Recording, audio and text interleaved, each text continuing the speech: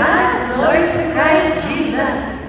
Hello, Sister Amen. Sister Day, isang pinagpalang umaga, tanghaling hapon. Gabi po sa inyong lahat, sa lahat po ng sumusubaybay sa gawain ni El Shaddai.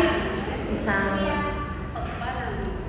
welcome po sa gawain ni El Shaddai. Sa lahat po na nanonood na sa ating social media. Sa YouTube po at sa playback ng ating Facebook. Amen. So ngayon po ay dadako na tayo sa sharing worship. Kung sino pong pinagpala, taas ang kamay! Taas ang kamay! Sumigaw! Amen. Sisters, kumustahin po muna natin ang ating mga kapatid. El Shaddai, kumusta na po kayo? Kumusta na po ang mga anak ni El Shaddai? Thanks God! I am blessed, happy, and prosperous talaga.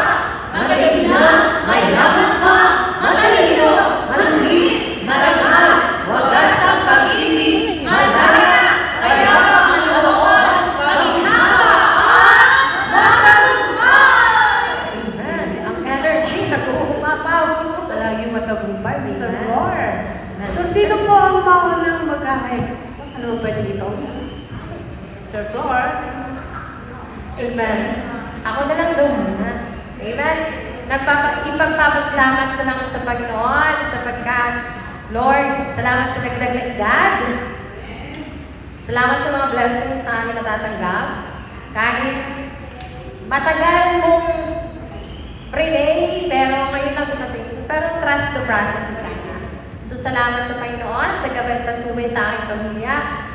At sa lahat ng mga bumati at nag-wish, thank you sa lahat-lahat. At sa grupo na to, salamat.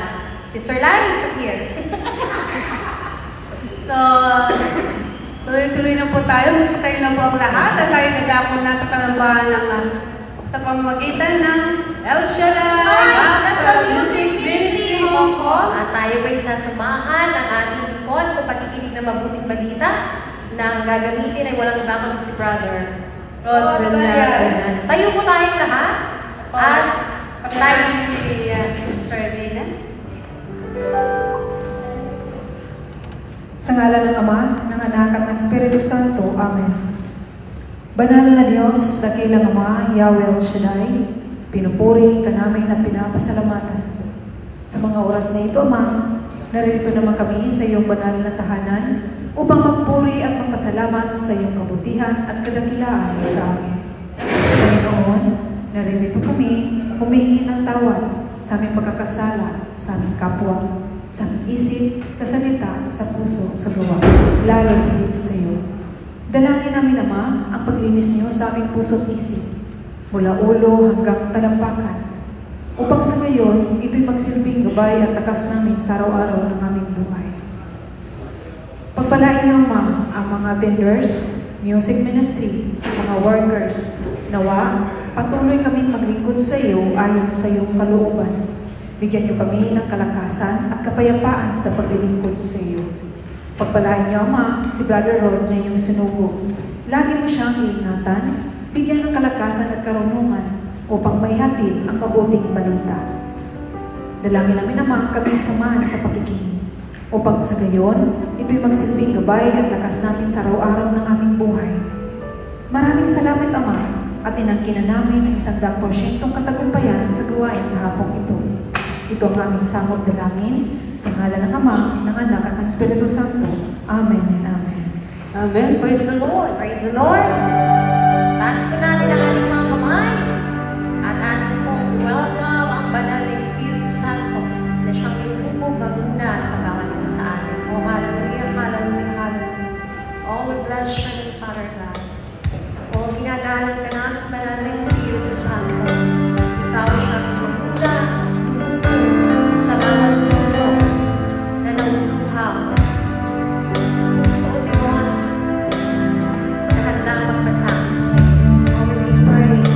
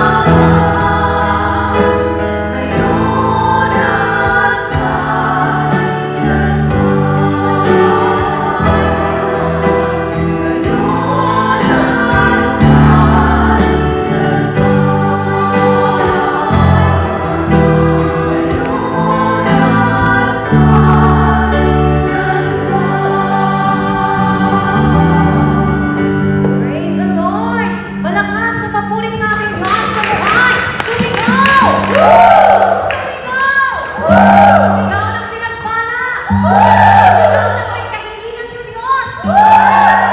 Hallelujah! Ang lahat po ba ay handa ng uminda? Sumayaw sa ating Diyos sa buhay? Sabi na ba ang lahat? Sabi nga sa awit 95, verse 1, Halik kayo, magsiawit tayo ng may kagalakan. Sumigaw tayo sa pagpupuri sa Panginoon na ating bato, na kalungan at tagapagligtas. Amen! Praise God! Asa po na? Praise the Lord! Glory to God! Ang lahat po ay ibigay po natin ang todo the best na pagpupuri sa ating Diyos sa buhay. Hallelujah! Hindi ang tawag niya. Woo! Hallelujah! Amen! Taas ang mga kamay at ating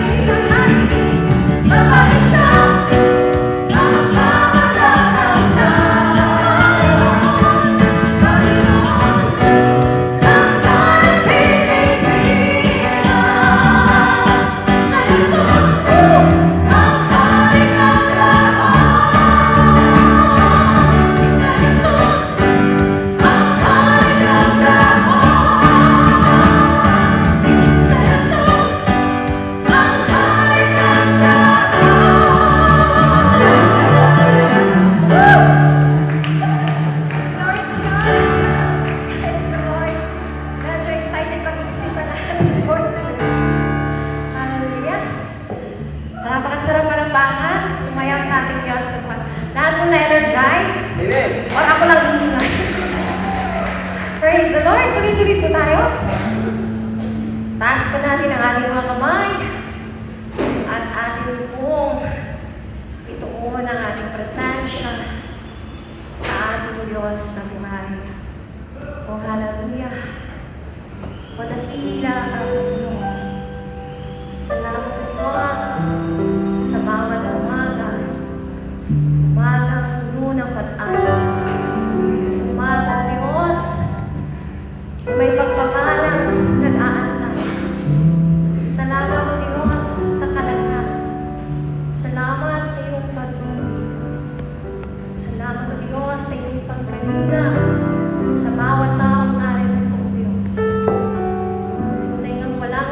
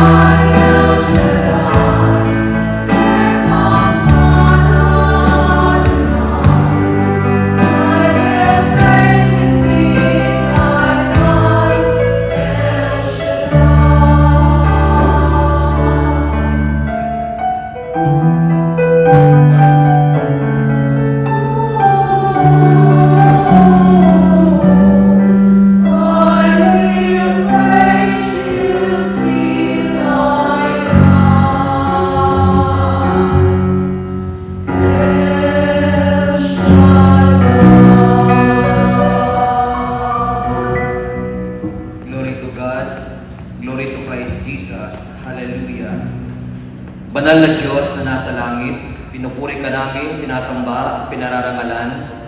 Pinasasalamatan ka namin dakilang Diyos sa araw na ito. Amang banal, dalangin ko lagi na lagi mong samahan ang gawain na ito. Lagi mong ilubog ang iyong kapangyarihan at ang banal mong Espiritu sa gawain na ito.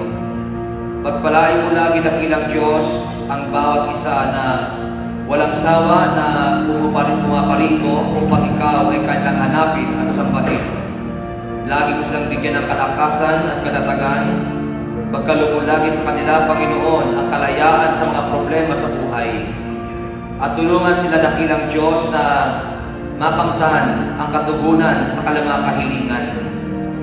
At naniniwala kami dakilang Diyos na sa araw na ito ay muli kang mangungusap sa bawat isa. At aangkin po namin na ang gawain na ito kanina pa ay pinagpala mo na. Samahan mo dakilang Diyos ang pangangaral ng iyong mga salita, ang mabuting balita na aming kaligtasan. At ito po ay aming pinangahawakan na ito'y magdadala sa aming buhay sa kaligtasan. Salamat po Ama, at sa iyo po namin patuloy na pinagkakatiwala ang kabuuan ng gawain na ito. At nagpapasalamat kami sa iyong kabutihan at katapatan. At sa iyo namin dakilang Diyos ibinibigay ang lahat ng kapurihan, lahat ng kaluwalhatian at ang lahat ng pasasalamat sa pangalan ni Kristo Jesus. Sa ngalan ng Ama, ng Anak at ng Espiritu Santo. Amen and Amen. Purihin ang Panginoon.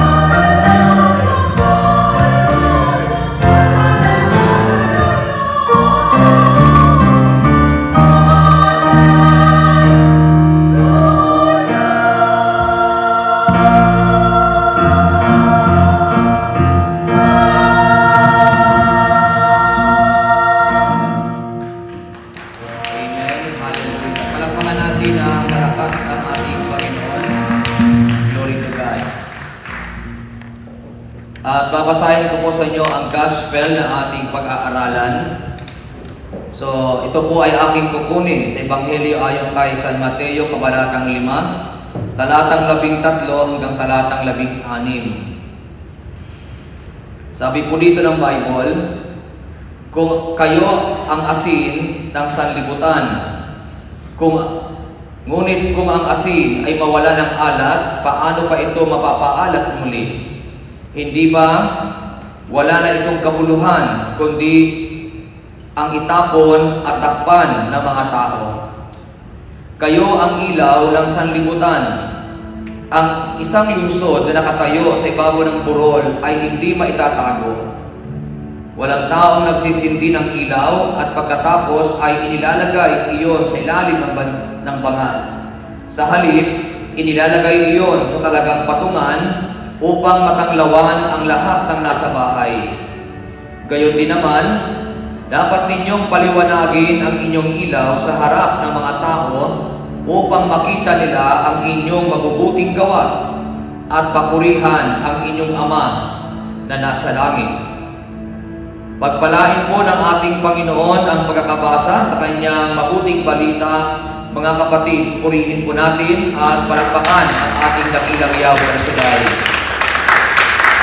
Hindi po, lumalakas sa palakpak, bigay natin sa Panginoon. Praise the Lord. At ang nalangin po sa Diyos, kayong lahat ay lagi niyang abutin ng kanyang mapagpalang kamay. Amen. At kung kayo ay may kahilingan, ang kininyo na mayroong ginagawa ang Diyos sa atin. Amen. Kayo ba'y naniniwalang answered prayer? Amen. Ako answered prayer. Amen pa kayo?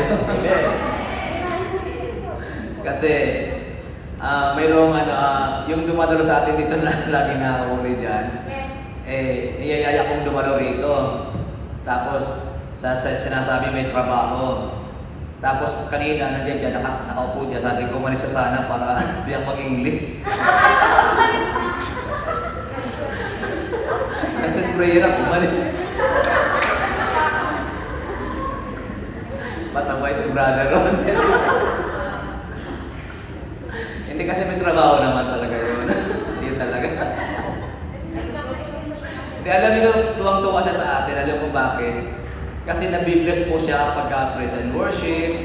Tapos, ngayon po, unti-unti na siya pagka papasok ng Yerusalem. Hindi na umalis dati. Pag Yerusalem, aalis na. Ngayon po, unti-unti na. Kaya dinala ko yung Bible ko na may translation sa English kasi happy ko pag andyan, papasahin ko sa English. Umalis, sabi ko, okay. Thank you. Huwag naman, ikaw tayo dito. Naranasan ko yan sa Macau. May dumalo na foreigner. May dumating sa aking harapan. Brother Rod, speak English. We have a visitor today. Kaya ako lagi answered prayer Alam kong bakit. Pagka mahal ka ng Diyos, answered prayer ka. Ako naniniwala ko kayo lahat mahal ng Diyos Kaya sabi mo sa katabi mo, answered prayer ka ngayon. Answered prayer ka ngayon. Sinong answered prayer kayo? Okay, mapo tayo. Kasi answered prayer na kayo. Ganda ng kantahan ng choir ngayon, no? Maganda talaga pagka mayroong mga seminar.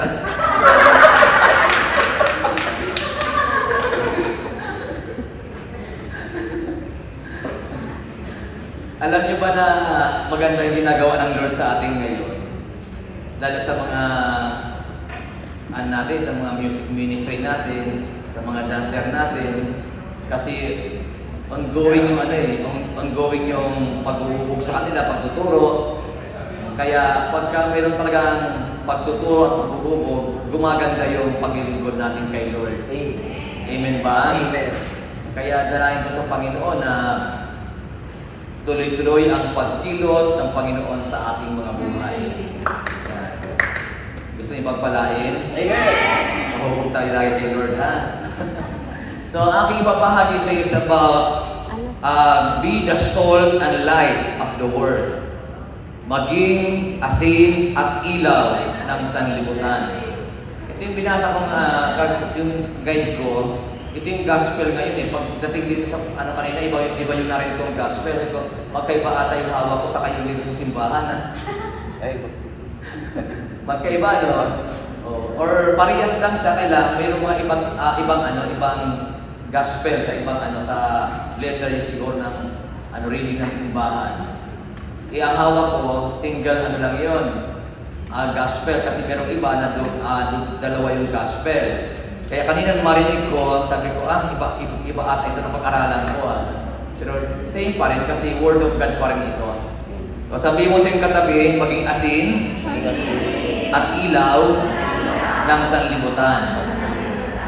Yan. So ito pong gospel po natin, ang mga turo ni Jesus, ito yung mga tinuro ng Panginoon. No? Ang turo ni Jesus tungkol sa asin at ilaw ay nagbibigay ng ilang mga aral. So, ibig sabihin, tinuturo sa atin ng Bible na napakahalaga ng asin, napakahalaga ng ilaw. Naniniwala pa kayong mahalaga ang asin? Mahalagang ilaw? Sa Bible, laging kasama ang asin, ang bitchin hindi. Wala akong nabasa ng bitchin sa sa Bible. Asin mayroon. At wala akong nabasa ng chlorpure. O magic sarap. Kaya umiiksi ang buhay ng tao kung ano yung mga pampasarap, Kaya habang sarap-sarap kang kumain, umiiksi ang buhay ng tao.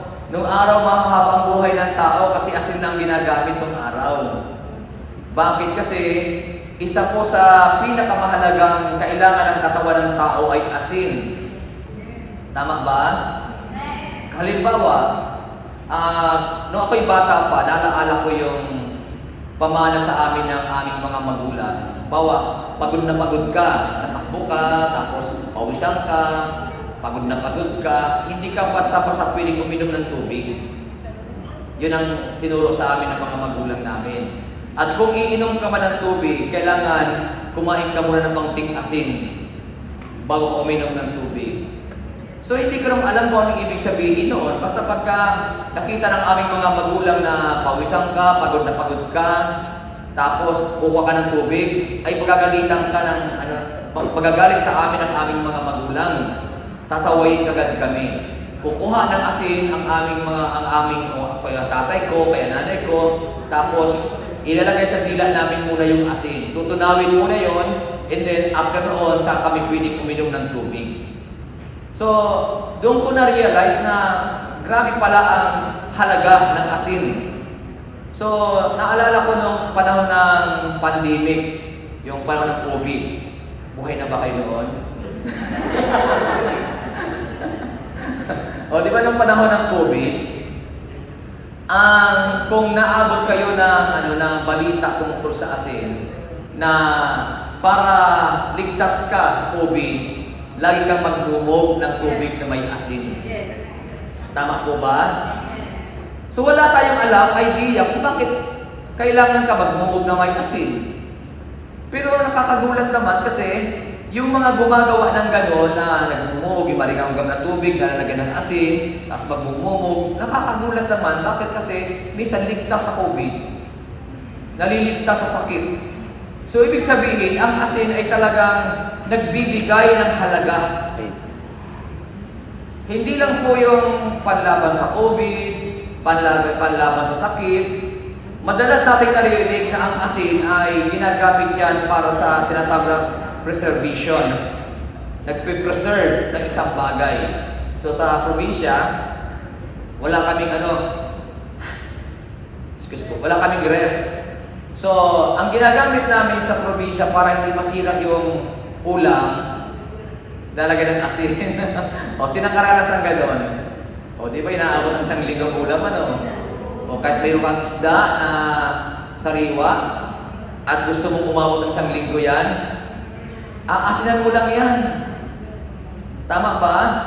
At nagugulat ka naman kasi pag inasinan mo yung isda, hindi inuuod, Hindi rin nilalangaw. Hindi ba nilalangaw? Ay, hindi ko alam kung hindi nilalangaw Subukan niyo mamaya. Asinan mo yung katabi mo.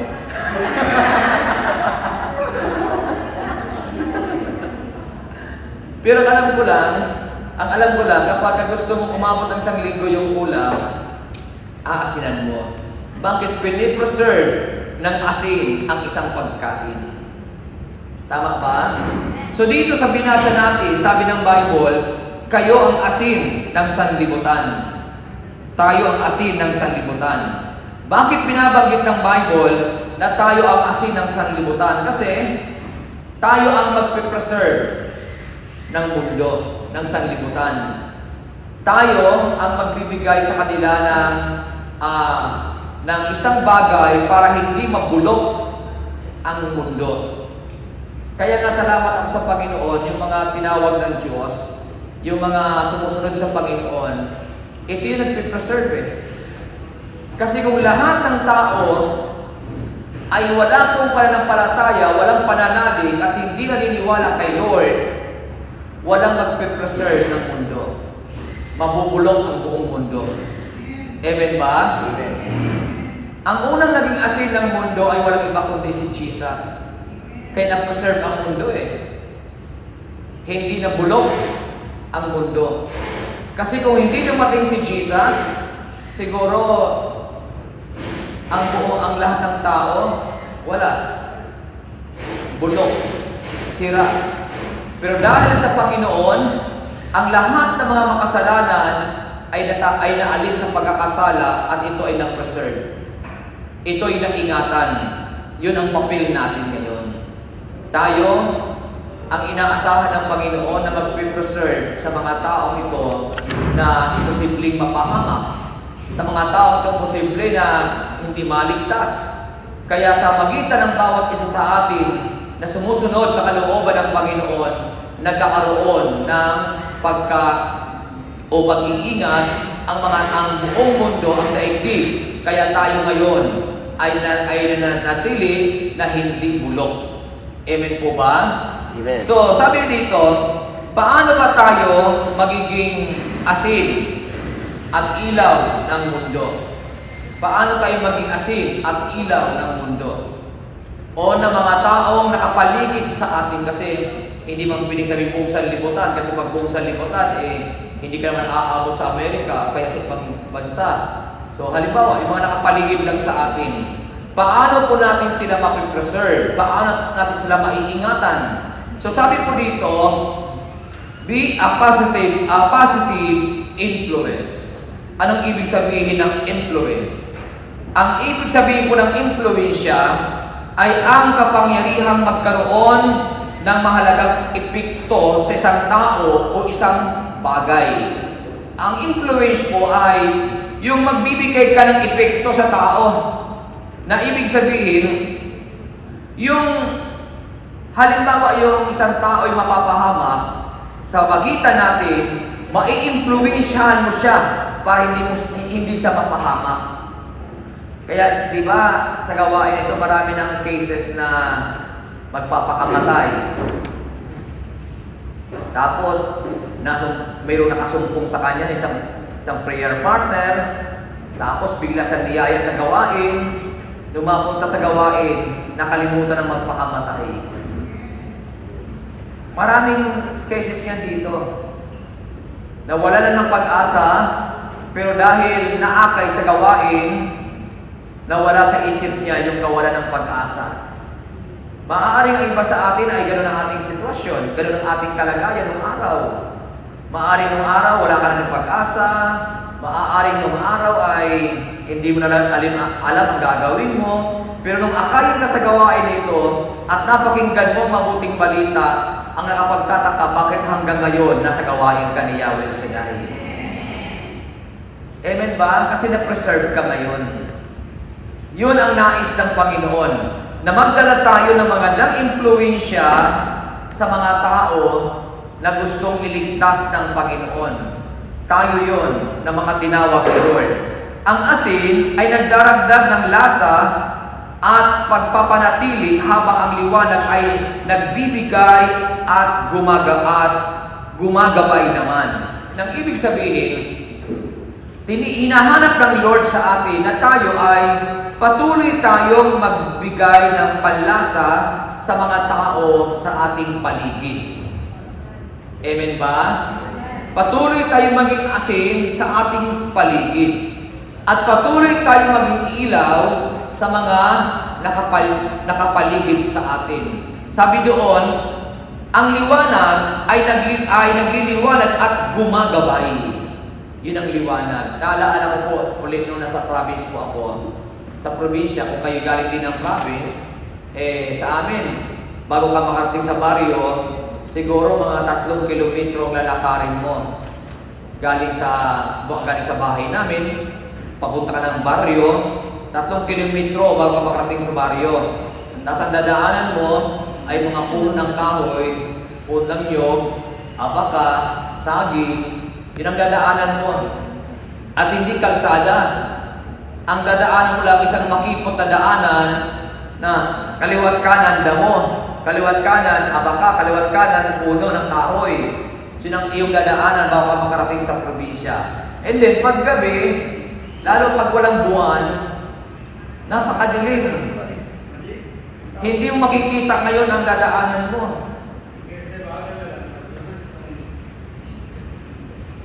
Amen po ba? So, ang nagiging guide lang namin noon ay yung itaas. Kasi pagkadaanan, maaliwalas yung itaas kahit walang buwan.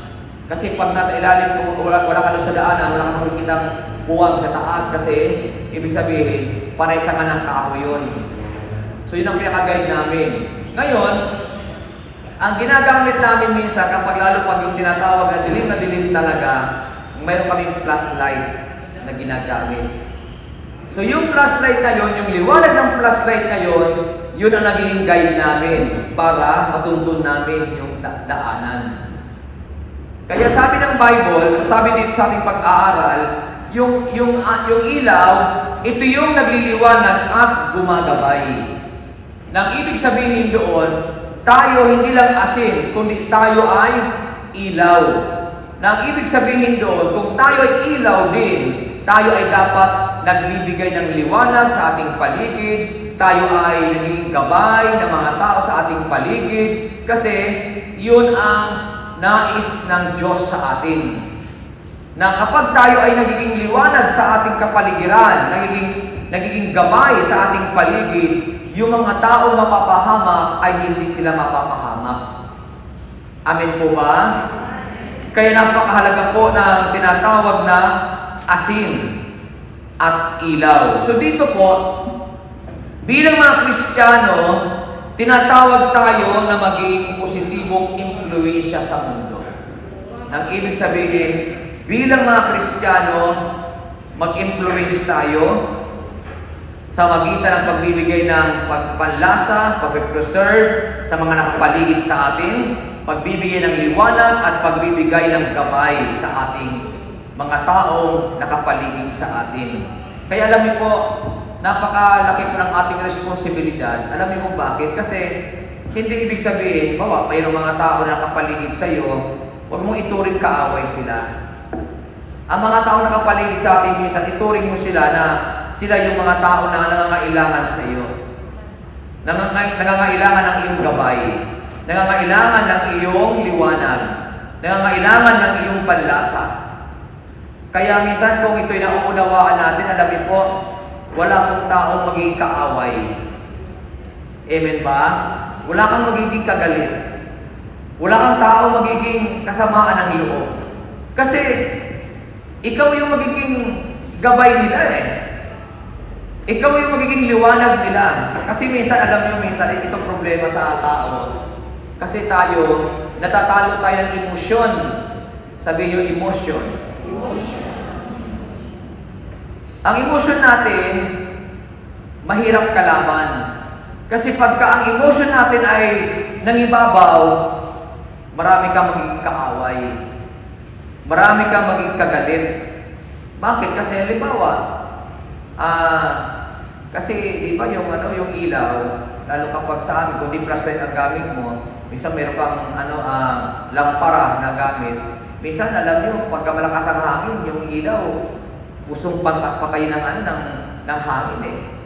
O di ba, tayo, di nakakaranas na tayo minsan na, di ba, kahit na ikaw ay nagsisikap, na lumakad, na maging gabay ng mga tao na kapaligid sa iyo, pero minsan, dumarating yung time na gusto kang patayin para hindi ka magbigay ng liwanag.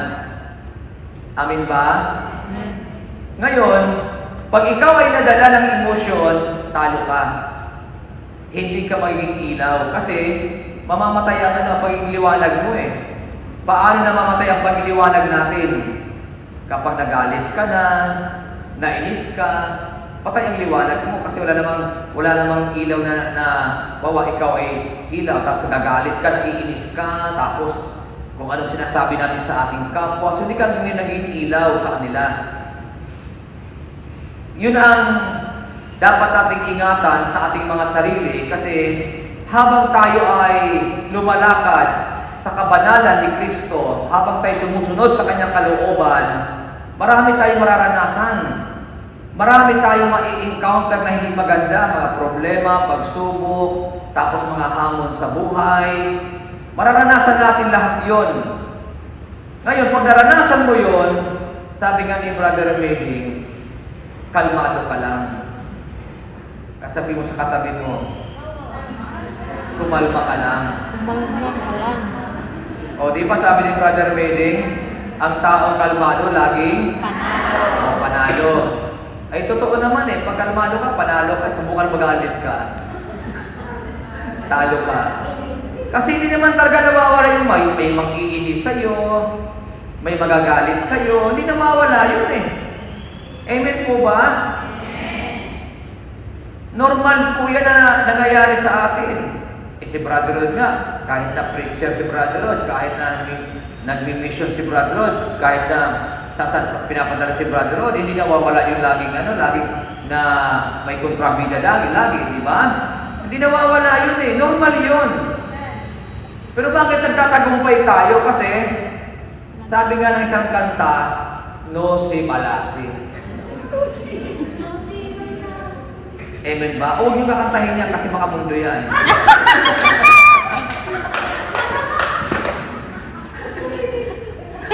Isig ba kayo? Kayo naman masyado kayo huwag naman kayo masyadong tawag doon. Kasi music is ang music kasi tinutulungan tayong makarelease doon sa anxiety. Tama ba? Si Brother Rod, alam niyo po, ko music lover ako eh. Minsan bago pumalis sa flat, papunta rito, minsan kanta ko ng kanta eh. Kasi gumagaan ang pakiramdam ko pag kumakanta kay Lord. Hindi naman ibig sabihin na pag kumanta kay Lord, kamulis. Hindi naman ibig sabihin lahat ng ganun, kanta ganun. Minsan may mga kanta kasi na nag-aano sa puso mo, na pag kinakanta mo, gumagaan ang kalooban mo. Amen ba? Huwag ka lang kumanta na ini-invite mo si Satan sa buhay mo. Huwag lang yun. Kasi mayroong mga love song. Tama ba? Hindi niyo ba alam na, halimbawa, may kumakanta, pag narinig niyo, pati kayo, nakaka-relax kayo, di ba? Kasi yung kanta, nakakapag-relax sa atin eh. Kaya yung mga talagang mga music lover, alam niyo po, malalakas, matatatag, matitibay. Yung mga hindi music lover, tingin sa katabi. Marurupok.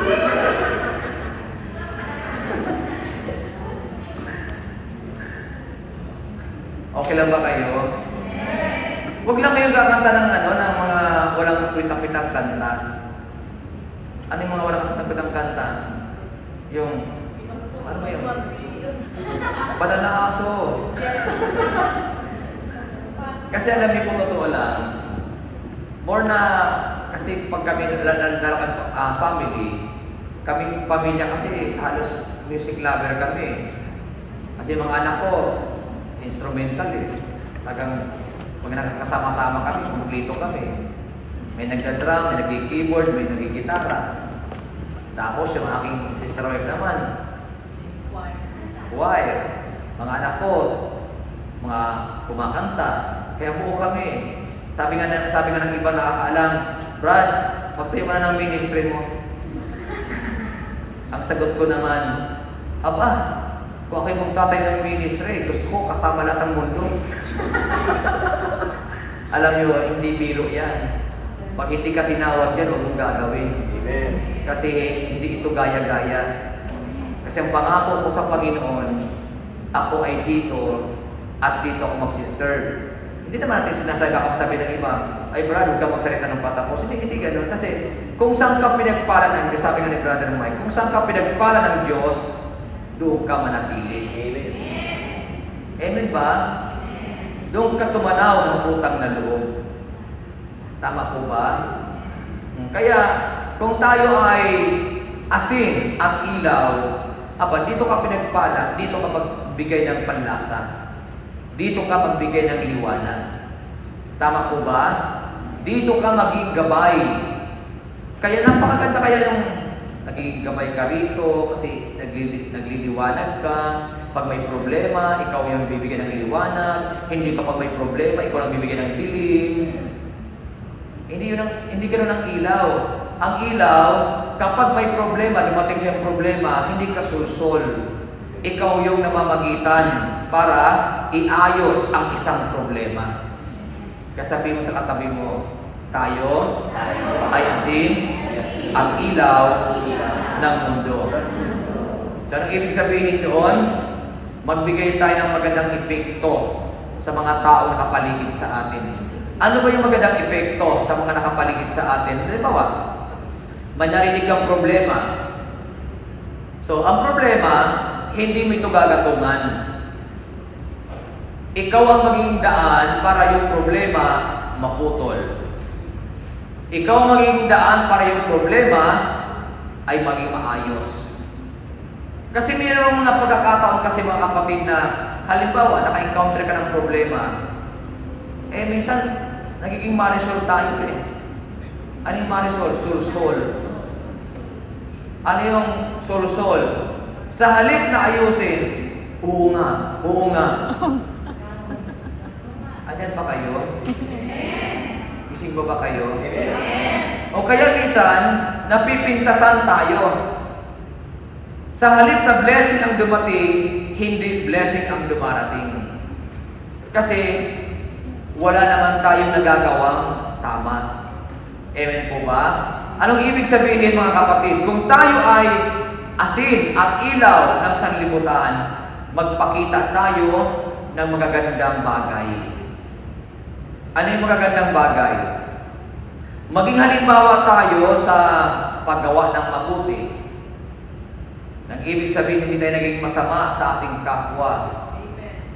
Naging mabuti tayo sa ating kapwa. Tama po ba? Anong ibig sabihin naging mabuti sa ating kapwa?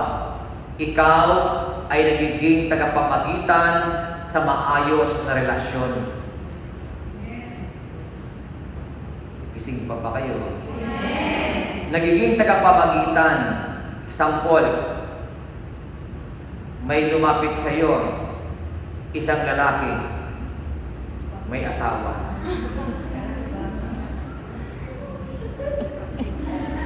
Nag-umpisal sa iyo, yung asawa ko, hindi ka magkaintindihan.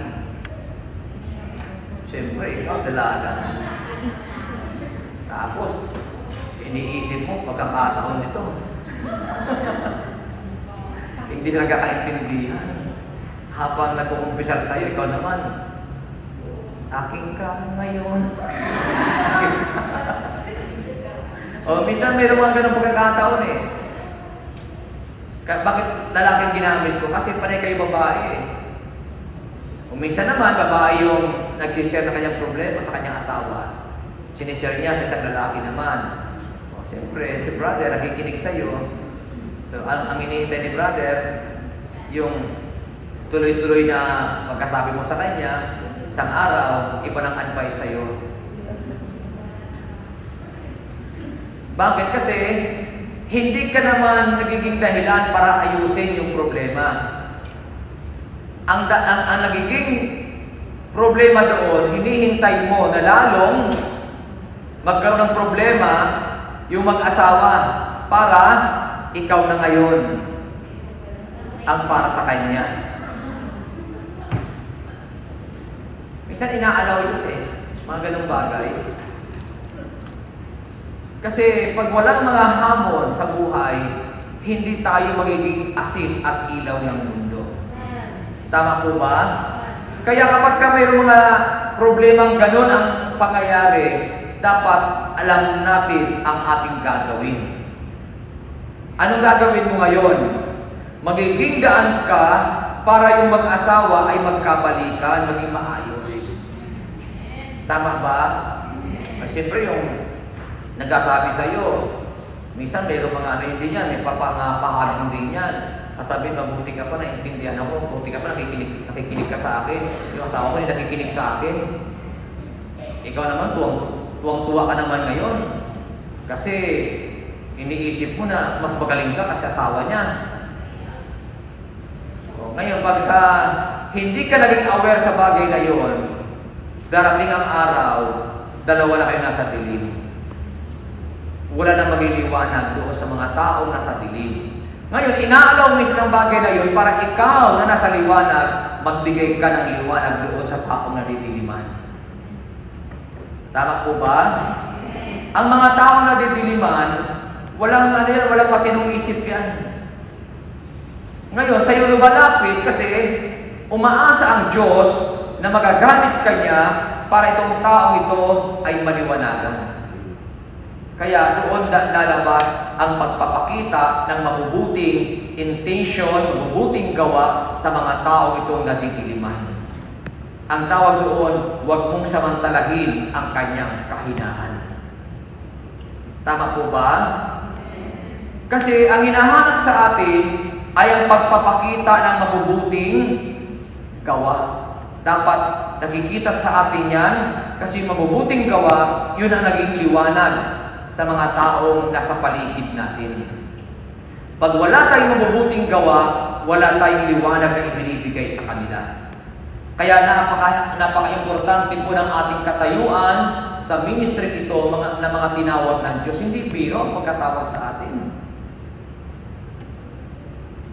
Nakikinig pa ba kayo? Hindi biro ang pagkatawag ng Diyos sa atin. Kasi unang-una, tayo mga tinawag ni Lord, hindi lang yun nasa paligid ang liliwanagan natin. Unang-una doon yung pamilya mo. Yung family natin. Kaya ang tanong ko po sa inyo, yung family nyo ba ay nadala nyo na rin sa gawain ng Panginoon? Itaas mo ang kamay ng pati yung pamilya niya ay nadala na rin niya sa gawain ng Panginoon. Taas ang kamay. So hindi lahat, di ba? Hindi lahat. Ilan-ilan lang sa atin na ang family niya nasa gawain ng Panginoon. Importante yun. Alam niyo kung bakit? Our first ministry is our family. Ang ating unang ministeryo ay ang ating pamilya. Ang ating unang misyon ay ang ating pamilya. Tama ba? Bakit? Kapag ang pamilya natin ay nadala natin sa gawain ng Panginoon, mas powerful ang prayer ng pamilya. Halimbawa, kayo mag-asawa, anak mo, nagpe-pray kayo sa Lord, na kayo mismo ay talagang magkasundo sa prayer, ibinubuhos kaya ng Diyos ng masaganang biyaya sa kanyang pamilya. Kung watak-watak kayo sa pamilya, kaya minsan walang answered prayer. Kaya alam niyo po, nung ako ay ipinag-pray ng mama ko na baguhin ang buhay, nung ako'y maging preacher sa gawain na ito, tuwang-tuwa ang mother ko sa akin. Alam niyo, sabi ng mama ko, sa wakas, dalawa na tayong mananalangin. Binata pa ako noon, nung ako'y magsimula maglingkod. Tuwang-tuwa yung mother ko. Kaya nung ako ay mag-asawa, hindi ako pumayag na yung pamilya ko mismo, yung asawa at maging anak namin, ay wala sa Panginoon. Kasi nang aking motivation sa kanila. Alam niyo po, ang unang nagdala sa kanila, bakit lahat sila ay nasa Panginoon? Kasi nga yung influensya, our influence sa ating family. Ano ka ba para sa kanila? Ikaw ba ay nagbibigay ng epekto sa kanila na may nakikita pa sa iyo para sila'y maniwala? O wala sila nakikita sa atin para maniwala sila? Tatandaan natin, yung influensya po natin ay napaka-importante po yan. Yan ang magsisilbing asin at ilaw sa mga tao na sa paligid natin. Kaya naalala ko yung kwento ng isang prayer partner na ang saya-saya kasi blessed na blessed siya sa gawain. Pagdating sa gawain, talaga namang kumakanta pa, Hallelujah, kailanman. Huwag pabayaang diablo'y bumadla. Ang ganda na kanta eh. Hanggang sa pag-uwi, yung pa rin kinakanta. Hallelujah, kailanman. Huwag pabayaang diablo'y bumadla. Ito na pagdating sa bahay. Kasi ang prayer meeting sa Pilipinas, noong araw ay 6 to 9 lagi. Minsan, nakakauwi na, alas 11, kasi minsan, pagkatapos ng gawa, chika-chika pa. Puso-puso mga 1990s, hiwalay, minsan, alas 11 ng gabi, alas 12 ng gabi. Ito lang yun, saya-saya niya, pagdating sa bahay, tuloy-tuloy, Hallelujah, kailanman, makasampin ko, huwag pabayaang diablo'y humadlang. Sa kusina, problema ay dumarating, tapos sukat ng kaldero, walang laman.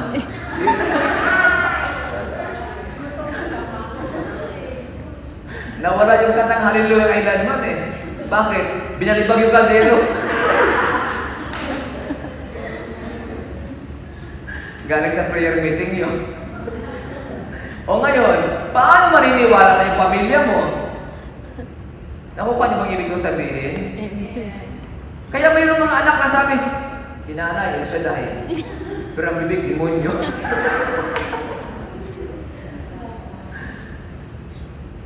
Mayroong mga ganong pangyayari. Bakit? Hindi naman kasi nakukuha niya sa pakanta-kanta, Hallelujah, kailanman. Ano ba ang influensya na ibibigay mo sa nakapaligid sa iyo? Paano ka ba nagbibigay ng epekto sa kanila? Amen ba? Ang naibibigay nating epekto sa mga nakapaligid sa atin ay kung ano ang nakikita sa atin.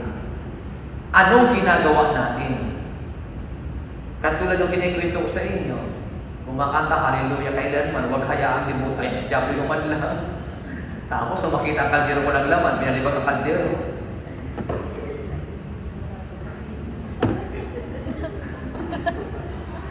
Adyan ba kayo? Kaya sabi mo sa katabi mo, tayo ay asin at ilaw sa mga nakapaligid sa atin. Kaya po alam niyo po totoo lang, kayong mga nasa gawain ng Panginoon, huwag lang kayo pumunta sa gawain ng Panginoon para matugon lang yung kahilingan niyo. Hindi maging tayo, maging tagapagsabuhay tayo sa salita ng Diyos. Alam kong bakit? Kasi pag tayo ay nagsasabuhay ng salita ng Diyos, humingi ka sa Panginoon o hindi, ako'y nakakatitiyak, pagpapalain ka ng Panginoon. Kasi pag nakita sa iyo ang talagang paglakad sa salita ng Diyos, kat hindi ka humingi, ibibigay ng Diyos sa iyo ang mga kailangan mo. Tama ba? Hindi ka mahihirapan kasi sabi ng Bible, di ba, sa aklat ng Matthew chapter 6, hindi ka pa humihingi, binibigay na ng Diyos ang iyong hinihingi. Bago ka pa lang dumating, alam na ng Diyos kung ano ang kailangan mo. Kaya kung talagang yung maging mindset natin ay talagang hindi ka lang pupunta sa gawain para humingi na lang humingi kay Lord, kaya ka pupunta sa gawain kasi gusto mo na matutuhan ang gusto ng Panginoon, gusto matuto kay Lord, magawa ang kanyang nais, makalakad ka sa kanyang katuwiran, maniwala pa. Kahit hindi ka humihingi, darating ang kailangan mo sa buhay. Tama po ba? Kasi ang Diyos ang nagbibigay ng lahat. Naniniwala kayo, ito, pakinggan nyo ng mabuti kasi itong mahalaga po ito. Gawin nyo ng tama ang part natin kay Lord. Gawin natin ang tama. Kasi ang Diyos ay hindi natutulog. Nabasa niyo na ba ang tungkol sa kasaysayan ni Daniel? Na pati sa kulungan ng mga leon, hindi iniwan ng Diyos si Daniel. Alam niyo po dito sa Hong Kong, nasasaktan ako lagi kapag meron akong mga nai-encounter na pinagmamalupitan ng amo, tapos tiniterminate, pag tinerminate, walang mapuntahan, tapos pagdating ng immigration, pagdating ng mga employer, sa mga agencies, tinatanggihan.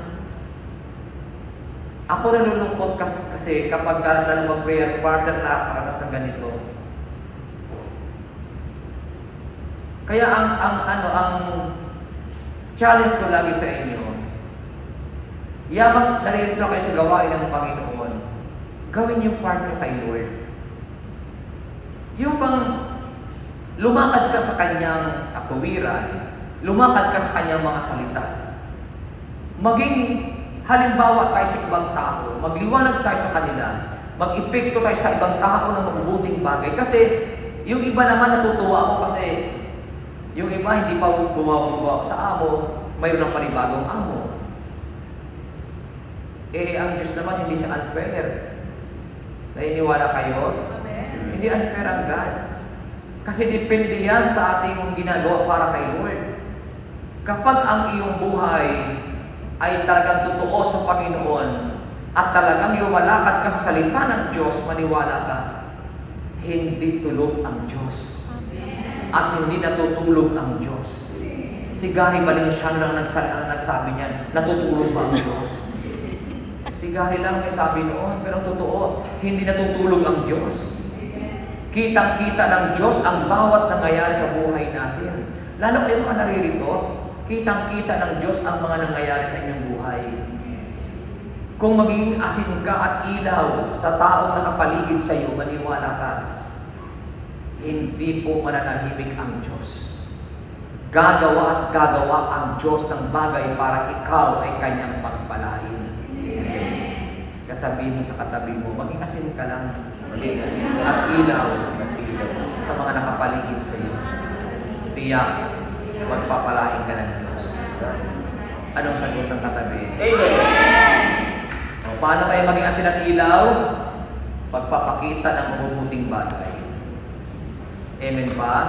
Paggawa ng mabubuting bagay sa ating kapwa. Kapag ikaw ay pinagmamalupitan, huwag kang gagawin tinakalupitan. Tatandaan mo lagi, may Diyos na nagmamahal sa iyo. Palakpakan natin ang Panginoon at gawa sa araw na ito, pinagpala tayo ng ating dakilang Yahweh Shaddai. Tayong lahat at tayo po'y dumulog sa Lord.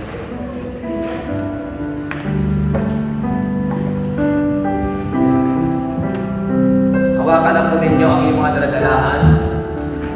Yakapin po ninyo yan. Bigyan natin ang ating mga mata.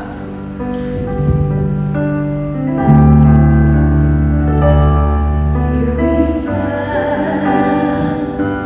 among the drums, making ourselves available for the Lord to be salt and His light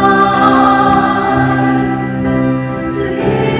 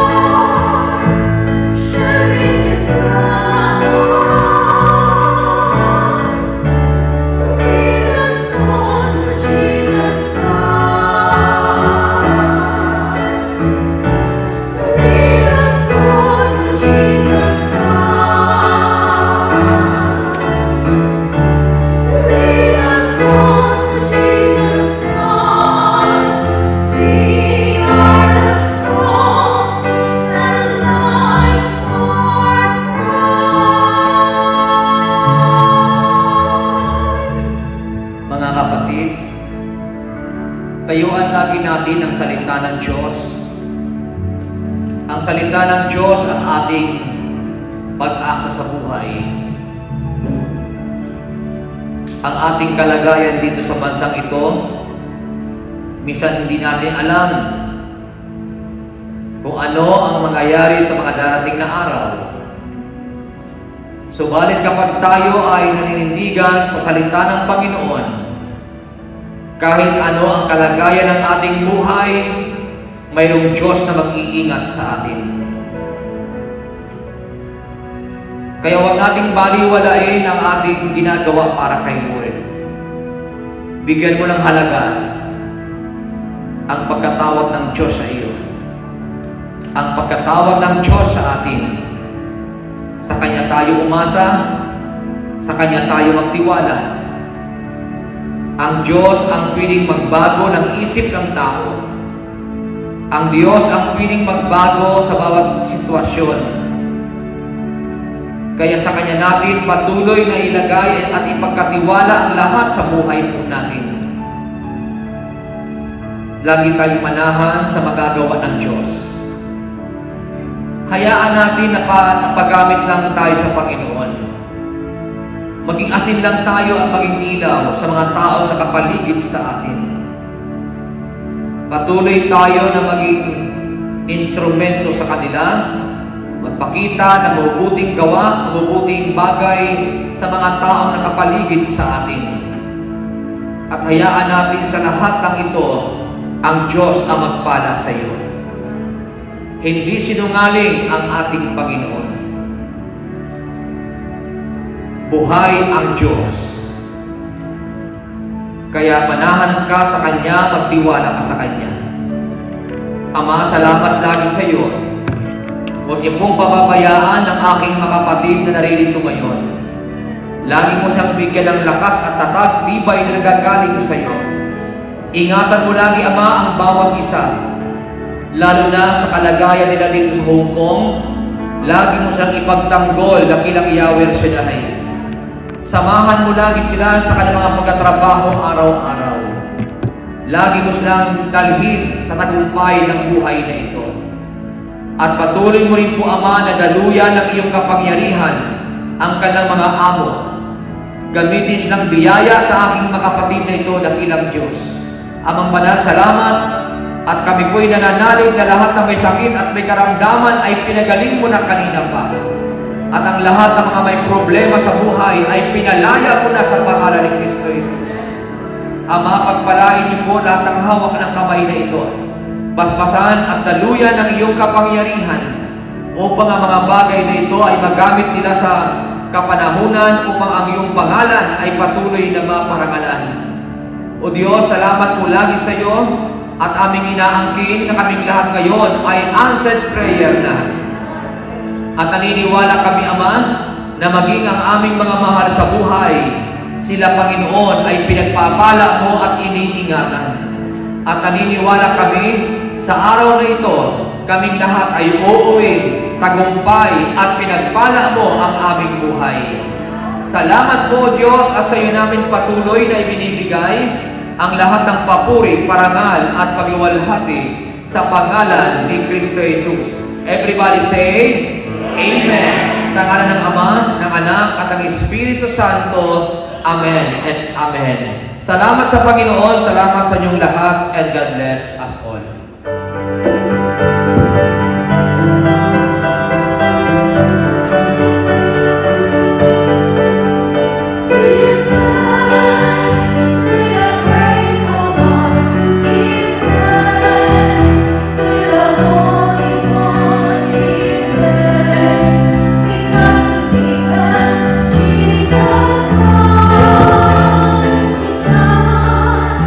Give us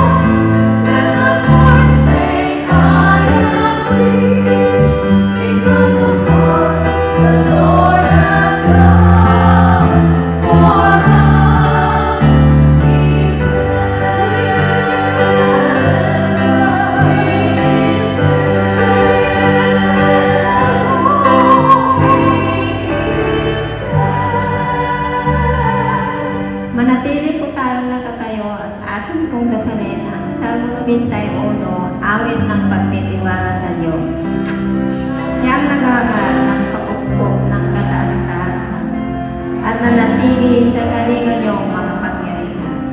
Makapagsasabi sa Panginoon mong kantahanan, Ikaw ang aking Diyos at Diyos na tayo mong pinagtiwalaan. Ika'y niligtas niya sa panganib sa umanabitan, at kahit anumang mabigat na salot, di ka magdaranas. Lulukuban niya sa linig ng kanyang malabay na pagkat. Sa kalinga niya, natitiyak mo na ikaw ay ligtas. Ingatan niya at ipagsasanglalang pagkat siya ay tagal. Pagsapit ng gabi, di ka matatakot sa anumang bagay. Maging sa gagawing biglaan, paglusong pagsapit ng araw. Nisa ang pamagdarating na salot pagagat ng dilim. Di ka matatakot sa kasamang mga araw kung dumating. Kahit na mabuwalsang ng harapan ng 1,000 tao, sa iyong paligid ang bilang ng pataya naging 10,000. Di ka matatakot at natitiyak mo di ka mahamon. Ika'y namamasid at sa panood iyong namasdan. Yaong masasamay nakikita mong pinarusahan. Sapagkat si Yahweh ang iyong ginawang tagapagsandalan, at ang pinili mong mag-ingat sa iyo ay kataas-taasan. Di mo abuti kay mapahamak at walang daratang. Kahit anong uring mga paghihirap sa iyong tahanan, susubuin niya maraming anghel siyang susubaybay. Kahit sangkapoy kay maparoon, diyan iingat. Sa kanilang para, itatayo ka silang magtataas, nang hindi masakta ang maka mo sa batong matalas. Kahit ang tapakan mo ay mga leon, ahas na mabagsik, di ka mano sa mga serpente niyo magmagis. Ang sabi ng Diyos, aking iligtas ang tapat sa akin, at iingatan ko ang sinumang tao ay kikilalanin. Pag sila'y tumawag, lagi handa ako na sila'y pakinggan. Aking sasamahan at kumihilahin ang sasakuluhan.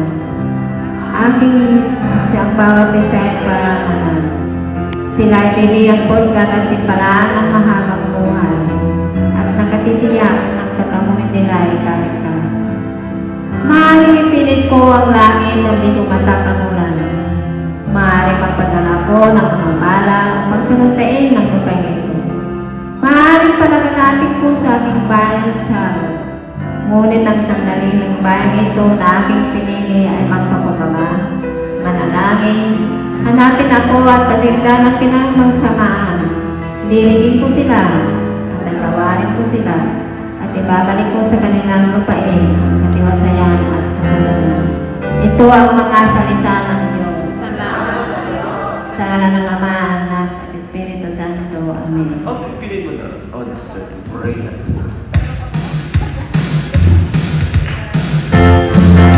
Thank you.